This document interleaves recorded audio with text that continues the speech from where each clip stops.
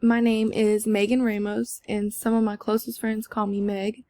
I hope to teach third grade, preferably anywhere that is not too rural, because every school I went to was a rural school. The primary school I went to, elementary and high school, they're all very rural. So I want to be more in the city or any type of big city.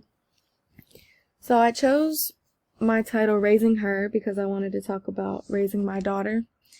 And this is coming from a cultural view because she is biracial and I identify as white. You can't tell that I'm Puerto Rican, so you just see my white skin, but when you look at her, you can tell she is obviously mixed with something due to her curls, her brown skin.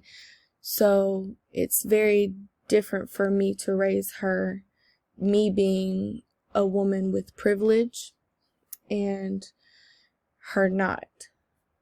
So I wanted to talk about how difficult it's going to be because due to our different cultures and ethnicities type thing in today's society, it's going to be a lot harder for me to show her ways to live. I can't tell her how I can't raise her the way I was raised because I am white.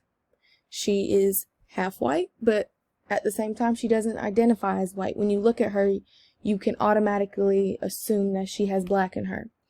So it's not the same.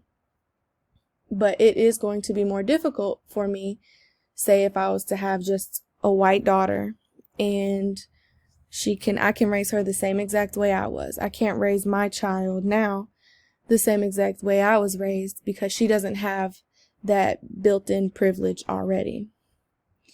So I wanted to talk and just introduce the differences and difficulties of me. I was also a teen mom, so that has a lot of play in it. But I want to be able to voice my opinion and be a voice for the oppressed, including my daughter.